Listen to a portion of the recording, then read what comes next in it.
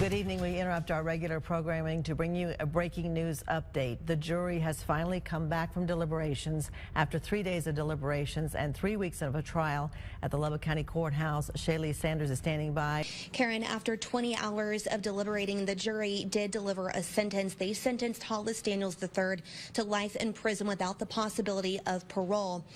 One of Floyd East Jr.'s sisters took the stand to give a victim impact statement. I want to read you the notes that I took from that statement.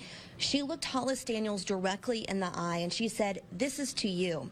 You have the privilege to be anything in life you choose to be, but you chose to be a cop killer. Not only did you choose to take our brother's life, but Floyd was everybody's brother here, a kind, loving man, a man that treated you with respect, and in return, you showed him no mercy, no mercy. And like the coward you are, you didn't give him a chance to fight for his life. I pray that justice show you the same, no mercy, and may you rot in hell." Now, I could see Daniel's family behind me crying, tears of happiness that he was not sentenced to the death penalty. Floyd East Jr.'s family obviously very upset. I did ask Hollis Daniels' attorney if he had a comment. He said not at this time. The prosecutor said that they will speak to us here shortly. We do also hope to speak with the East family. The KCBD Investigates team has video evidence surrounding the murder of a Texas Tech police officer.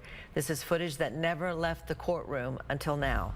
KCBD News Channel 11's investigative reporter Shaley Kidwell has covered this case for 6 years and joins us now with something the public has never seen and why it took so long to release the videos. Shaley. Karen, shortly after Floyd East Jr.'s murder in October 2017, the court issued a news media gag order. It prevented those directly involved in the case from releasing any information like reports, body camera videos, and dash camera videos. When the trial started earlier this year, we were not allowed to record anything inside the courtroom. Now that the trial is over, we have the video evidence presented to the jury that better explains how this tragedy happened. And while we are not going to show the shooting itself, this video may still be difficult to watch.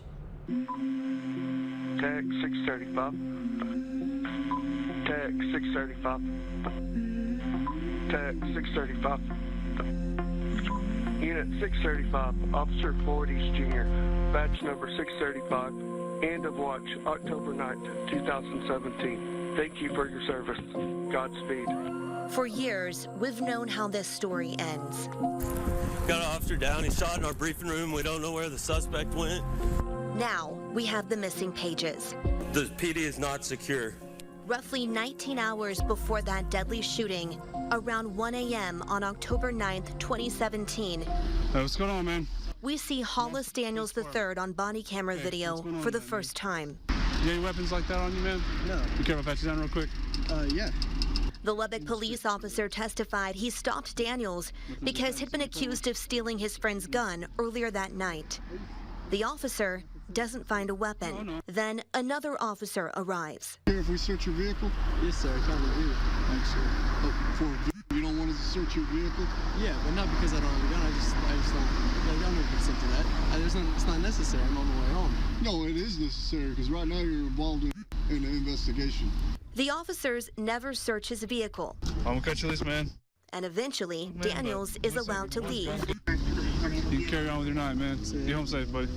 So why didn't officers get a warrant to search his vehicle? It's a question then Lubbock Police Chief Greg Stevens addressed days later in a news conference. There was not enough probable cause to search it on its own, nor to get a warrant for the vehicle. They thought there might be perhaps even drugs in the vehicle. They looked into whether or not a drug dog was available to come and sniff the vehicle, and there was not one available. In the trial, Daniels told the jury the stolen gun was sitting in his vehicle the whole time. Daniels testified that after this stop, he returned to his dorm room at Talkington Hall, where he unintentionally fired the gun. His roommates reported hearing the gunshot to University Police. Texas Tech Police Department. This is body camera video of the welfare check Texas Tech police officers conducted. Officer Floyd East Jr. waits for an answer, but no one comes to the door. Officers check his room and find a bullet hole in his wall, and this. There's a pipe and another baggie. And More Xanax. Daniel shows up, but pretends to be his roommate. What's your name?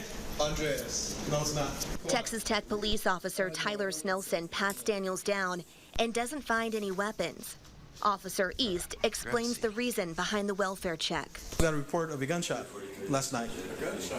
And that's what we got a report of. So we came in here, make sure everyone's okay for a welfare check to make sure. So what happened last night? There was no gunshot. While Daniels denies firing a gun, he does admit the pills and drug paraphernalia officers found in his room are his. Am I under arrest? Sure. Officer East handcuffs Daniels, pats him down, and walks him to his patrol vehicle. This is dash camera video of that short ride from Talkington Hall to the Texas Tech Police Department. I'll be transferring 1-1 mail. If you're trying to ditch anything or get rid of anything, I'm going to check it back there before we take you, so. Oh, yeah, no, you're good. What was that big thump? Oh, my handcuffs. Officer East walks Daniels into the department and eventually uncuffs him.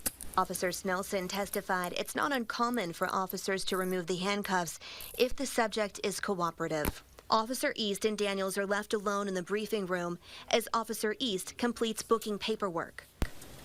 Daniels asks Officer East 3 questions before he pulls out a gun and fires that deadly shot.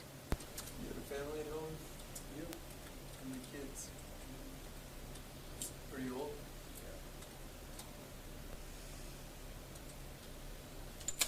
A life taken in an instant by a student the officer had just met. Even after watching these body camera videos, it's still not obvious how Daniels cleared 2 pat-downs. In 2018, on the 1-year anniversary of Officer East's death, we sat down with Texas Tech Police Chief Kyle Boneth. The number one question is, how did Hollis Daniels get that gun from the dorm room into the police department? And what's being done to make sure that that can't happen again? Our officers conduct themselves in a professional manner. Everything that should have been done was done. This is a very unique situation that I think once trial comes will be made more clear. There's only one person that can tell you how that occurred with absolute certainty, and that's the suspect himself. More than 5 years after the shooting, when Daniels took the stand, he answered that question. He took the jury back to this pat-down in his dorm room. He testified the stolen gun was in the front waistband of his pants. Daniels testified, quote, "My pants were sagging. He pulled my pants up and the gun slipped out of my waist." Daniels said with each pat, the gun fell farther down his pant leg. He said, quote, "It seemed like every time his hands hit, he barely missed it." Daniels also explained this. I'll be transferring 1-1 mail. He testified that thud was the gun falling out of his pants. Handcuffed in the back of Officer East's patrol vehicle, Daniels managed to get to the gun and hide it in his pants again. Daniels sat uncuffed next to Officer East for a total of 28 minutes. We've fast-forwarded the video. Notice how often Daniels reaches for the bottom of his right pant leg, maneuvering the gun. At 7:40 p.m., we see the grip of the gun clearly for the first time. Daniels pulls the trigger 4 minutes later. After the shooting, Daniels ran.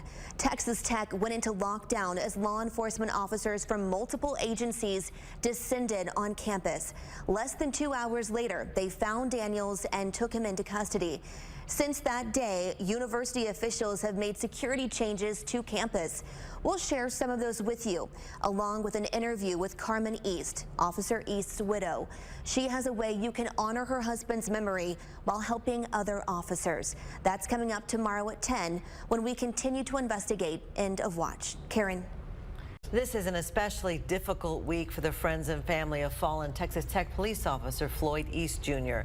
It was this time 6 years ago. They were making funeral arrangements for the officer who was killed in the line of duty, and his widow, Carmen, says the memories of that day are still fresh. KCBD News Channel 11's investigative reporter Shaley Kidwell shares her story for the first time. Shaley? Childhood friends turned high school sweethearts. Carmen says she fell for Floyd's sense of humor and his green eyes.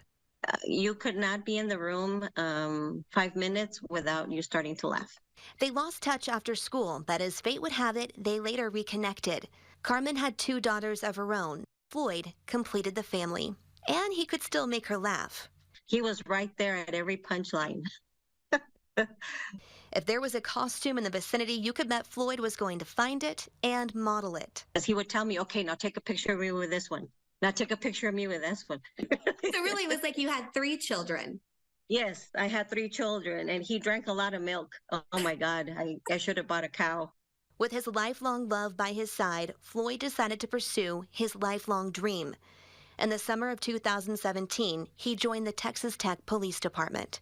He was very excited. He loved the fact that he was law enforcement now and wore that badge with a lot of pride. In October 2017, Carmen had traveled to Ireland for work. Her best friend was at home with her girls as Floyd completed his shift. And she called me at 4 in the morning and she said, have you heard from Floyd? And I go, no, I haven't. I heard from him before I went to sleep.